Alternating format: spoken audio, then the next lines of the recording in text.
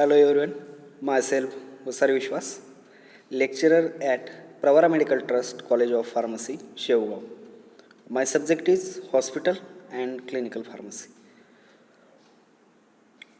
So my dear students, previous lecture we have seen introduction drug dependence and abuse, then drug dependence, its type physical dependence, physiologic dependence, then addiction, then habituation, then a difference between or comparison of addiction and habituation. विद्यार्थी मित्रांनो, मागील लेक्चरमध्ये आपण काय काय study केलं आहे तर ड्रग डिपेंडन्स म्हणजे काय, त्याचे दोन टाइप्स, एक म्हणजे फिजिकल डिपेंडन्स, त्यानंतर फिजिओलॉजिकल डिपेंडन्स किंवा सायकिक डिपेंडन्स, त्यानंतर addiction, then next one habituation, त्यानंतर comparison between addiction and habituation, त्यानंतर definition of drug misuse and drug abuse. Then आणखी काय स्टडी केलं होतं तर classification of,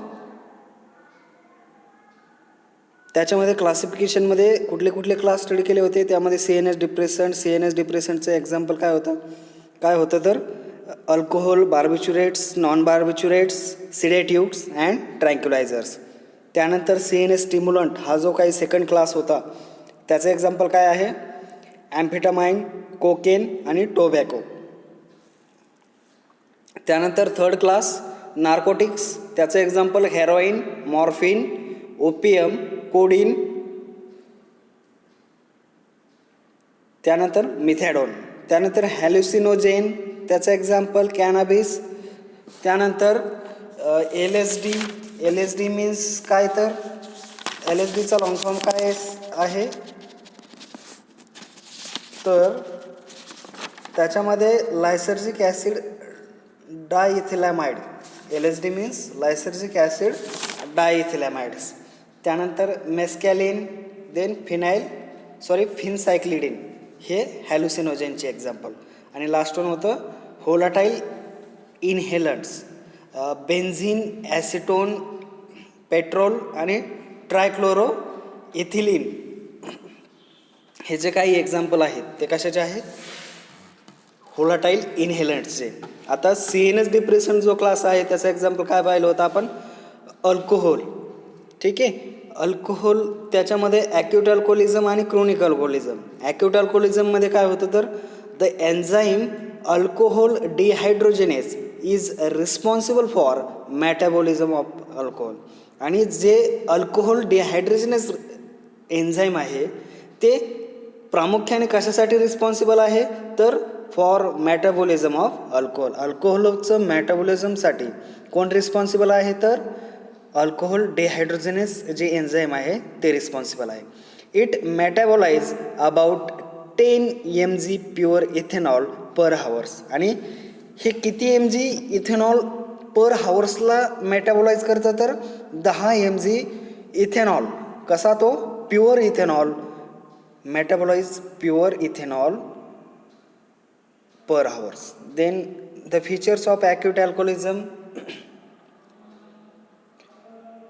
depends on the blood levels. आणि फीचर्स कशावरती डिपेंड्स असतात ॲक्यूट अल्कोहोलिझमचे तर त्याच्या ब्लड लेवलवरती. आता ब्लड लेवलवरती कशा प्रकारे डिपेंड्स असतात तर blood level mg/100 ml and features. Blood लेवलमध्ये जर अल्कोहोल 20 ml प्रेझेंट असेल तर फीचर्स काय, feeling of warm and relaxation. 30 ml असेल तर रिलीफ फ्रॉम अँझायटी फीचर्स आहे त्याचं. 50 mg/100 ml in coordination, euphoria और speech mistakes. Then 100 ataxia, 100 to 200, then vomiting, imbalance and vertigo. Then 300 ml stupor and 400 ml respiratory depression and coma. ह्या level दिलेल्या आहेत blood लेव्हलमध्ये किती ml present असेल आणि त्यानुसार त्याचे फीचर्स. त्यानंतर ट्रीटमेंट ॲक्यूट अल्कोहोलिझमवरती काय ट्रीटमेंट करू शकता तुम्ही, तर the treatment is supportive to maintain the respiration and blood pressure and body temperature. Supportive treatment काय सांगितले त्यांनी, तर मेंटेन करायचं, काय रेस्पिरेशन मेंटेन करायचं, त्याचबरोबर ब्लड प्रेशर त्याचं मेंटेन राहिलं पाहिजे पेशंटचा, त्याचबरोबर त्या पेशंटचं बॉडी टेम्परेचर मेंटेन करायचं. Then until the ethanol is remove from the body by metabolism or hemodialysis. आणि आणखी काय सांगितलं की इथेनॉल रिमूव्ह करायचं. इथेनॉल जे काय प्रेझेंट असेल त्या पेशंटच्या बॉडीमध्ये ते इथेनॉल रिमूव्ह करायचं. कसं, बाय द मेटाबॉलिझमद्वारे किंवा हिमोडायलिसिस करून त्याचं इथेनॉल त्या ठिकाणी रिमूव्ह करायचं. Then if intracranial pressure is increase administered hypertonic mannitol solution in intravenously. आणि जर इंट्राक्रॅनियल प्रेशर जर वाढलेलं असेल, इंट्राक्रॅनियल प्रेशर इज इन्क्रीज, जर इंट्राक्रॅनियल प्रेशर वाढलेलं असेल तर त्या पेशंटला काय द्यायचं आहे, तर हायपरटोनिक मॅनिटॉल जे सोल्युशन आहे ते इंट्राव्हेनसली त्या पेशंटला द्यायचं आहे. का बरं द्यायचं आहे, जर त्या पेशंटच्या इंट्राक्रॅनियल प्रेशर जर इन्क्रीज झालेलं असेल तर त्याला काय ॲडमिनिस्टर करायचं आहे, हायपरटोनिक मॅनिटॉल सोल्युशन जे आहे ते इंट्राव्हेनसली द्यायचं आहे. Then phenothiazine is use to control the psychotic behaviour. आणि फिनोथायझिन पण आपण यूज करू शकतो. कशासाठी यूज करू शकतो, तर सायकोटिक बिहेवियर कंट्रोल करण्यासाठी आपण फिनोथायझिन त्या पेशंटला देऊ शकतो. हे झालं आता ॲक्यूट अल्कोहोलिझम रिलेटेड. त्याचं काय पाहिलं आपण, कशामुळे होतो, तर एन्झाईम अल्कोहोल डिहायड्रोजनेस रिस्पॉन्सिबल आहे. त्यानंतर त्याच्या लेव्हल पाहिल्या, त्याचे फीचर्स आणि त्याचे ट्रीटमेंट. देन त्या ॲक्यूट अल्कोहोलिझममध्ये आणखी काय देऊ शकतो आपण, तर CNS stimulant should not be use as this may causes convulsion. आणि CNS स्टिम्युलंट आपण ॲक्यूट अल्कोहोलिझममध्ये यूज करू शकत नाही. त्याच्यामुळे काय कॉज होऊ शकतं, तर कन्व्हल्जन कॉज होऊ शकतं. Give the artificial respiration and electrolyte for balance. एकतर आपण त्यांना आर्टिफिशियल रेस्पिरेशन देऊ शकतो किंवा इलेक्ट्रोलाइट बॅलन्स करू शकतो त्यांचं. देन नेक्स्ट वन काय आहे, क्रोनिक अल्कोहोलिझम. नेक्स्ट वन काय आहे, chronic alcoholism. It result in the development of tolerance and then physical disturbance. The withdrawal of alcohol result in tremor, fits, anxiety, insomnia, confusion, gastrointestinal disturbances like chronic gastritis, peptic ulcer, hepatitis, cirrhosis, pancreatitis. आता हे जे काही withdrawal symptoms सांगितलेले आहेत, अल्कोहोलमुळे जे काही withdrawal symptoms पाहायला मिळतात, जर अल्कोहोल्स आपण विड्रॉल केलं तर ट्रिमर, त्यानंतर फिट, त्यानंतर ॲनॅक्झिटी, इन्सोमनिया, त्याबरोबर कन्फ्युजन, गॅस्ट्रोइंटेस्टिनल डिस्टर्बन्स होऊ शकतं. मग त्याच्यामध्ये क्रोनिक गॅस्ट्रायटिस होऊ शकतो, पेप्टिक अल्सर पण होऊ शकतं, हॅपॅटायटिस, सिरोसिस आणि पॅनक्रियाटायटिस हे विड्रॉल सिम्पटम्स आहेत. त्यानंतर the abrupt termination after longer period of alcohol abuse can be leads to delirium tremens. त्याच्यामध्ये फिवर्स, ट्रिमर्स, त्यानंतर ट्रॅचिकार्डिया, देन ॲजिटेशन, स्वेटिंग, हॅल्युसिनेशन आणि convulsion. Then it is also result in myopathy, bone marrow suppression and gout. आता त्याची treatment कशाची, chronic अल्कोहोलिझममध्ये आपण काय treatment करू शकतो. It is consist of the counselling and attention to the social and behavioural factors, supportive social interaction, alcoholics anonymous follow up. Then it is also requires pharmacotherapy and anti anxiety agent and aversion therapy using disulfiram. मग त्याच्यामध्ये आपण डायझेपाम पण देऊ शकतो. डायझेपामचे dose कशा प्रकारे दिले जातात, तर 40 mg daily for 4 days, 40 milligram daily 4 दिवसासाठी द्यायचे. त्यानंतर 30 mg डेली फॉर 3 days आणि 30 मिलीग्राम डेली द्यायचे, परंतु 3 दिवसाचा डोस असेल तो. त्यानंतर 20 मिलीग्राम फॉर 2 days, म्हणजे प्रत्येक दिवसाला 20 मिलीग्राम द्यायचं. असं किती दिवस, 2 दिवस. त्यानंतर 10 मिलीग्राम 1 day आणि एका दिवसासाठी 10 मिलीग्राम इंट्राव्हेनसली हे डोस द्यायचे. then give intravenously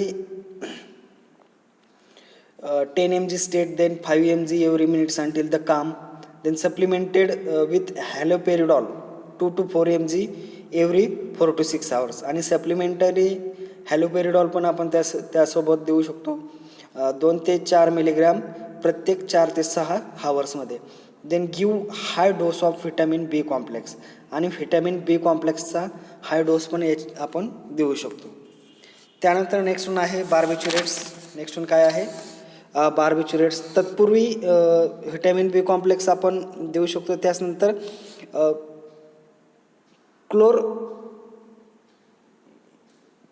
क्लोरमिथायझोल जे आहे, chlormethiazole is a excellent sedative, then anxiolytic and anticonvulsant but has an addiction risk. Chlormethiazole काय आहे, एक्सलंट सिडेटिव्ह आहे, त्याचबरोबर ॲनेक्झोलायटिक एजंट आहे आणि अँटीकन्व्हल्जंट आहे. परंतु ह्याच्यामुळे काय होऊ शकतं तर क्लोरमिथायझोलची ॲडिक्शन होण्याची रिस्क त्याच्यामध्ये आहे. आणि लोराझेपाम जो ड्रग आहे lorazepam is a useful if there is a hepatic dysfunction. आणि हॅपेटिक डिस्फंक्शनमध्ये काय युजफुल आहे लोराझेपाम नावाचा ड्रग. त्यानंतर आहे बार्बिच्युरेट्स. नेक्स्ट वन काय आहे बार्बिच्युरेट्स. बार्बिच्युरेट्स टेकन ओरली और इंट्राव्हेनसली और सबक्युटेनियस रूट. आपण बार्बिच्युरेट्स कोणत्या कोणत्या रूट्सने घेऊ शकतो किंवा ॲडमिनिस्टर कशा प्रकारे करू शकतो. ओरली पण घेऊ शकतो, त्यानंतर इंट्राव्हेनस आय व्ही रूटने पण घेऊ शकतो, आणि सबक्युटेनियस सबक्युटेनियस रूटने पण घेऊ शकतो. The chronic abuse of barbiturates result in drowsiness, ataxia, nystagmus, reduce the quality and quantity of work, increase the appetite, impaired motor coordination, confusion, emotional instability and poor judgment. आता barbiturate जर chronic abuse of बार्बिच्युरेट्स केलं किंवा बार्बिच्युरेट्सचा जर chronic abuse केला किंवा misuse जर केला, त्याचा रिझल्ट काय येऊ शकतो आपल्याला. त्याचे सिम्पटम्स लाईक दॅट त्याचा रिझल्ट काय मिळेल, ड्रॉझिनेस येईल, त्यानंतर ॲटॅक्झिया येईल, त्यानंतर निस्टॅग्मस येईल, त्यानंतर रेड्यूस द आपल्या कामाची क्वालिटी आणि क्वांटिटी त्या ठिकाणी डिक्रीज होईल, त्यानंतर ॲपेटाईट इन्क्रीज होईल, त्यानंतर impaired motor coordination and confusion, त्यानंतर इमोशनल इन्स्टॅबिलिटी येईल आणि पुअर जजमेंट. देन त्याचे सिम्पटम्स काय आहे, withdrawal symptoms of barbiturates the range from anxiety. त्याचे विड्रॉल सिम्पटम्स काय आहेत तर anxiety, then confusion, insomnia, then anorexia, then panic attacks, tremors or delirium, then disorientation, hallucination and fits. Sometimes status is epileptic, sir. Sometimes status is a epilepticus. हे त्याचे symptoms झाले. काय काय symptoms आहे, ॲनॅक्झिटी आहे, कन्फ्युजन आहे, त्यानंतर इन्सोमनिया आहे, ॲनोरेक्झिया, त्यानंतर पॅनिक अटॅक्स, त्यानंतर ट्रिमर, देन नेक्स्ट वन काय आहे डिलेरियम, डिसओरिएंटेशन स्टेट, त्यानंतर हॅल्युसिनेशन आणि समटाईम्स फिट. ट्रीटमेंट काय करू शकतो आपण याच्यावर तर gradual withdrawal of drug by decreasing the dose over period of 3 weeks and psychotherapy is recommended. आणि याच्यामध्ये सायकोथेरपी दिली जाऊ शकते किंवा रिकमेंडेड्स आहे. त्यानंतर नेक्स्ट जो क्लास आहे CNS स्टिम्युलंट. त्याच्यामध्ये आपण कुठला ड्रग पाहिला होता, ॲम्फिटामाइन. CNS स्टिम्युलंट त्याच्यामध्ये कुठला ड्रग आहे, ॲम्फिटामाइन. हे जे एक्सप्लेन करतो CNS स्टिम्युलंटमध्ये ते ॲम्फिटामाइन ड्रगचं आहे. Amphetamine it is taken by the orally, intravenously or snapped. आपण ॲम्फिटामाइन कसं घेऊ शकतो, ओरली घेऊ शकतो, इंट्राव्हेनसली किंवा स्नॅप रूटने घेऊ शकतो, इंट्राव्हेनसली किंवा snap. These drugs are widely abused for their CNS stimulant effect by student, athletes, truck drivers, executives, doctors and nurses. हा जो काही ॲम्फिटामाइन ड्रग्ज आहे हा CNS स्टिम्युलंट इफेक्टमुळं मेनली त्याचा ॲब्यूज करतात. कोण ॲब्यूज करतात त्याचा, जर स्टुडंट्स, त्यानंतर ॲथलीट्स जे असतात ते त्याचा अब्यूज करतात, ट्रक ड्रायव्हर्स असतील, एक्झिक्युटिव्स असतील, डॉक्टर्स आणि नर्सेस, ह्याचा ते CNS स्टिम्युलंट इफेक्टमुळे त्याचा ॲब्यूज केला जातो. The therapeutic dose of amphetamine is 5 to 15 mg per day. आणि थेराप्युटिक डोस किती आहे त्याचा, तर 5 ते 15 mg पर डे त्याचा थेरapeutic डोस आहे ॲम्फेटामाइनचा. It is induce physical dependence. Then it is it is acute administration result in excitement, euphoria, little need for the sleep, anorexia, psychotic schizophrenia, like a reaction like that, tachycardia, arrhythmias, hypertension, and fits. Then cocaine, when snipe, can leads to the ischemic perforation of the nasal septum. Then त्याचे withdrawal symptoms काय आहेत C N S स्टिम्युलंटचे, तर depression येऊ शकतं, fatigue, त्यानंतर muscle pain, त्याने हायपरफॅजिया, हायपरसोमनिया आणि लॅथर्गी हे त्याचे विड्रॉल सिम्पटम्स आहेत. त्यानंतर ट्रीटमेंट काय करू शकतो आपण त्याच्यामध्ये 80 mg of reboxetine per day is recommended for the at least 2 weeks. आणि रेबॉक्झेटिन नावाचा जो ड्रग आहे तो 80 mg द्यायचा आहे, पर डे द्यायचा आहे. 80 mg पर दिवसाला 2 weeks, ॲटलिस्ट 2 आठवडे तरी ते देणं गरजेचं आहे. त्यानंतर नेक्स्ट काय, no other treatment have been effective in the treatment of amphetamine withdrawal. आणि दुसरी कुठली ट्रीटमेंट त्या ठिकाणी इफेक्टिव्ह नाही आहे. त्यानंतर नेक्स्ट वन काय आहे, कोकेन. नेक्स्ट ड्रग कुठला आहे, cocaine. The chronic use of cocaine result following systematic effect. आणि कोकेनचा जर क्रोनिक यूज केला तर त्याचे फॉलोइंग सिस्टमॅटिक इफेक्ट्स आपल्याला आढळून येतात. त्याच्यामध्ये CVSवर, कार्डिओव्हॅस्क्युलर सिस्टीमवरती इफेक्ट्स करू शकतो. कार्डिओव्हॅस्क्युलर सिस्टीमवरती काय इफेक्ट्स करतो तर मायोकार्डियल इन्फ्रॅक्शन, त्याचबरोबर ॲरेथमियाज. त्यानंतर CNS, सेंट्रल नर्वस सिस्टीमवरती कशाप्रकारे इफेक्ट करतं, ॲरिटॅबिलिटी प्रोड्यूस करू शकतं. त्यानंतर ॲनॅक्झिटी, हॅल्युसिनेशन, इन्सोमनिया आणि व्हिज्युअल डिस्टर्बन्सेस. त्यानंतर नेक्स्ट वन काय इफेक्ट, सिस्टमिक इफेक्टवर कशाप्रकारे अफेक्ट करतं तर गॅस्ट्रोइंटेस्टिनल ट्रॅकवरती, त्याच्यामध्ये नॉझिया, वेट लॉस आणि गँग्रीन. त्यानंतर जेनिशियल, त्याच्यामध्ये difficulty in the erection and delay in the orgasm in both sexes. Then respiratory perforation of nasal sputum, pulmonary edema and rhinitis. त्यानंतर ट्रीटमेंट काय केली जाते तर regular supportive therapy with tricyclic antidepressant and tranquilliser drugs. Regular supportive therapy काय दिली जाते, tricyclic अँटीडिप्रेसंट त्याचबरोबर ट्रँक्युलायझर drugs त्या ठिकाणी दिले जातात. त्यानंतर the vital function of cardiovascular and respiratory should be monitor. आणि जे काही व्हायटल फंक्शन आहे कार्डिओव्हॅस्क्युलर सिस्टीमचे त्याचबरोबर रेस्पिरेटरी सिस्टीमचे, इट शुड बी मॉनिटर्ड, ते मॉनिटर केले जातात. त्यानंतर नेक्स्ट वन आहे नार्कोटिक्स. नेक्स्ट वन काय आहे, नार्कोटिक्सचे एक्झाम्पल काय आहेत तर मॉर्फिन, ओपियम, हेरोईन, कोडीन आणि पीथेडिन हे त्याचे एक्झाम्पल आहे. Morphine, opium, heroin, codeine and pethidine. The abuse of narcotics drugs result in syndrome constituting drowsy and relaxed feeling, then restlessness and excitement, pain, point pupils, malnutrition, vitamin deficiency, thromboembolic complications, constipation, hepatitis, vasculitis, infection, especially in AIDS, pulmonary edema, cardiovascular collapse and coma. Then withdrawal symptoms, sudden withdrawals of opiates develop following symptoms like that, following symptoms as below. After 8 hours, evening, sweating, anxiety, tearing and rhinorrhea. It is the हे symptoms कधी आढळून येतात 8 hours नंतर, ज्यावेळेस आपण withdrawal करू. हे withdrawal symptoms आहेत. त्यानंतर 20 hours नंतर गूस फ्लेश, त्यानंतर चिल्स, त्यानंतर स्वेटिंग आणि पॅनिक. ते नेक्स्ट वन काय सिम्पटम्स आहेत, 24 आणि 48 hours नंतर नॉझिया, त्यानंतर वॉमिटिंग, डायरिया, फिवर आणि हायपरटेन्शन. आणि अप टू 1 week नंतर मसल क्रॅम्प येऊ शकतात. त्यानंतर अप टू सेव्हरल मंथ नंतर त्या ठिकाणी इन्सोमनिया होऊ शकतो.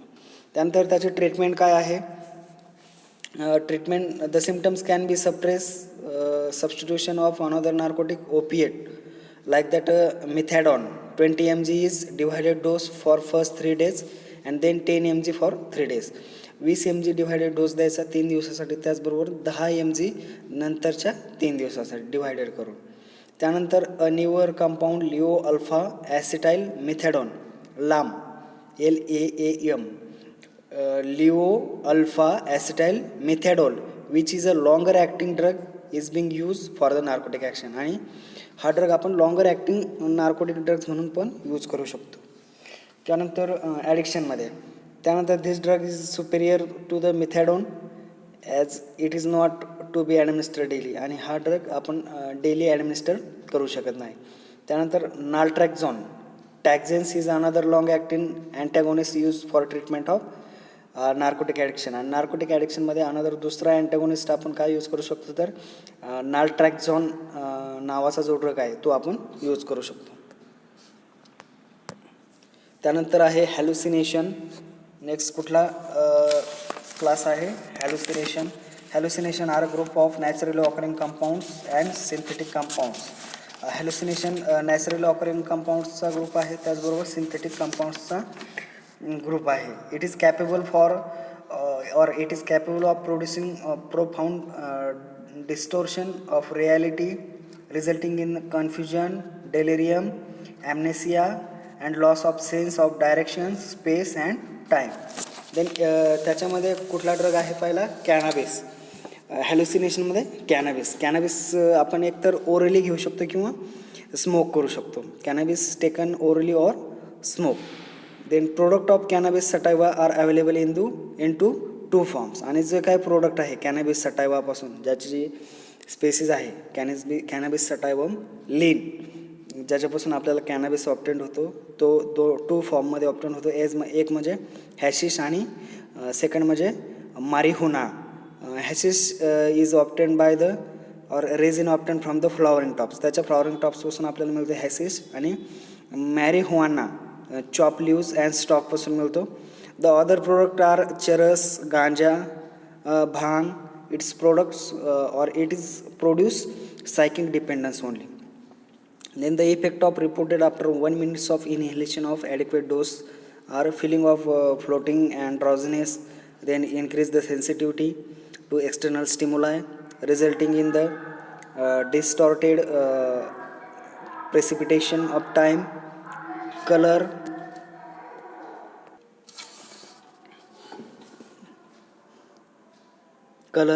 music and distance, social relaxation, then memory impairment for short term, then hallucination, incoordination, panic and delirium may be recover after the intoxication has worn off.